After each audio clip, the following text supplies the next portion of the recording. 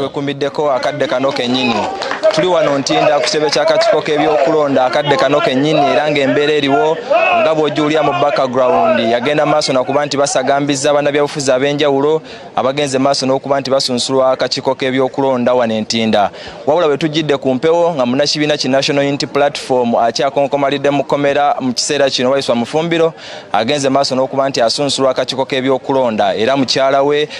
Kosaawo Mbaka oyo Ronald Nsoboga Balimwezo be yabaddewo okulaba ng'enteekateeka ze ezogenda maaso n'okuba nti asunsulwa zigenda maaso nga bugolo kyokka ne bannabibiina oba bannabyabufuzi okuva mu bibiina eby'enjawulo nabo bakyagenda maaso n'okuba nti basunsulwa abo abasimbyewo ku bibiina eby'enjawulo n'abo abali ku bwannamunigina bakyagenda maaso n'okuba nti basunsulwa. Abantu nga bo balaba wano mukadde kano bali mu weemeene yategekeddwa akakiiko k'ebyokulonda okuba nti balindiira okusomwa amannya gaabwe n'oluvannyuma basobole okugenda maaso n'okuba nti batuuka ku mmeeza eri emabega wange wano basobole okugenda maaso n'okuba nti basunsulwa akakiiko k'ebyokulonda n'oluvannyuma bavuganye butereevu mu kaluuka omwaka gwa 2026. Nga bw'obalaba abantu ab'enjawulo okuva mu bibiina eby'enjawulo kuliko bannakibiina ki NRM, bannakibiina ki NUP, abeesimbyewo ku bwannamunigina ne bannabibiina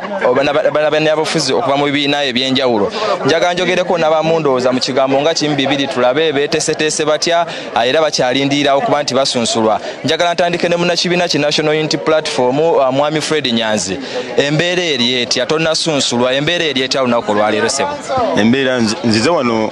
ekisooka bannayuganda bonna mbalamusizza. Nze wano basunsula empapula zange nsobole okwewandiisa ku bwa member of parliament kwesimbawo Kawempe South. Era sinaba kufuna bunkenke bwonna na buzibu. Twabadde tufunye obunkenke bwa Waiswa muganda waffe naye bamaze ne bagonda ne bamuwandiisa, ekyo kinsanyusiza. Kati nange ndi mu layini ngende nsunsulwe. Olwaleero ngenda kubeera nominated oba ngenda kutongozebwa nga eyesimbawo ku bubaka ku lw'ekibiina kya National Unity Platform era nga nsaba bamemba b'ekibiina ekyo bonna mwenna abali mu Kawempe South mulinde tujja. Webale nnyo webalire ddala ensonga osuulira ndabawo wano munnabyamizannyo Mwami Alex Mwangi gwe njagala oba oli awo abeere Moses Mwangi abeere nga naye oba oli awo yazze dda kuva ku makya embeera eri etya waliwo ebitanaggwa oba mpapula biwandiiko ki ekiganye mu kiseera kino? Well, amanya nze Moses Mwangi, President wa Uganda Boxing Federation, atenga ndi candidate owa Kampala Central. Twakedde ku makya nendowooza nti waliwo abali ba booking online ne batulisaamuko nendowooza tuli ku schedule so tulinda batugende tugumikirizemu katini bajja tunominatinga. Of course tusumbuyemu katini try tulowooza tujja kuba nga ffe abatandise nga gye twakeddewo ku makya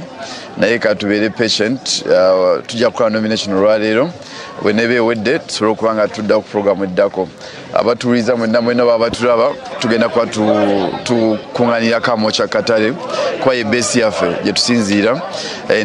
tusobola of course ruling out nti wandibanga waliwo politics agenda mu maaso ku bantu betuvuganya nabo bandibanga bagezako okutulemesa okwewandiisa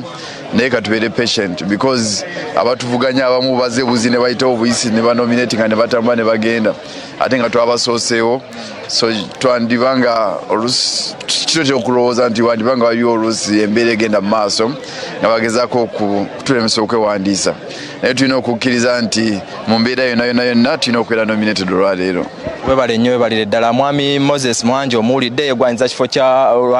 bwa Kampala Central okubeera ng'avuganya ku ntebe eyo. Ndabawo bannabyabufuzi ab'enjawulo wano ndabawo munna DF era nga mukulembeze ku lukiiko olufuzi mu kibiina ekya DF Bwana Lubega Samuel Walter Mukaaku ozze okuba nti ovuganya ku mulundi guno lwaki tonaba kusunsulwa era embeera ekyali etya watuukidde wano sebo?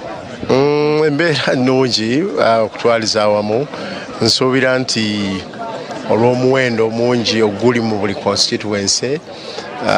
electoral commission nayo eneyawano mu Kampala erina pressure okubeera ate nga buli muntu yandyagadde okusunsulwa enkya ya leero oba olwaleero naye tugenda kusunsulwa kubanga beera amanyi abagalistinze tuli bagumiikiriza ekyo kiwe buwi bannalubaga nti ku luno balina choice eya namaddala nti ku luno balina eddoboozi mu parliament bagenda kulifuna eryo libaludde okufuna ate tufuba ng'aba DF ife batuyita bateeketeeka ab'obwongo tufuba okulaba nti this time round Parliament, bamemba ba Parliament abava mu bitundu ebyenjawulo bangi tukola contribution okuimprovinga omutindo gwa bamemba ba Parliament ne vision waliwo olutalo olukulu luteeka okulwana eggwanga okuddamu okutabagana eggwanga okuddayo ku misingi eggwanga okubeera nti transition edda ku agenda eggwanga okubeera reforms zidda ku agenda ate n'ekirala okusolvinga unresolved issues eggwanga mulibadde issues ng'ezettaka issues ng'ezo citizenship issues ng'eza regional imbalances issues obwavu n'ebirala bituteeka okubizza ku agenda tebijja kuddayo ku bantu batalina ddoboozi okuggyako abalina eddoboozi be basobola n'obwongo n'okutebuka be basobola okuleetera omuntu policies n'amateeka ganaabajona webale nnyo webalire ddala ensonga oziwulidde omukulu agenze maaso n'okuba nti azogerako waliwo bannabyabufuzi abalala benjagala oba oli awo okuba nti nabo njogerako nabo tumanye embeera eri etya mu kiseera kino nga balindiridde okusunsulwa akakiiko k'ebyokulonda olunaku lwayo taata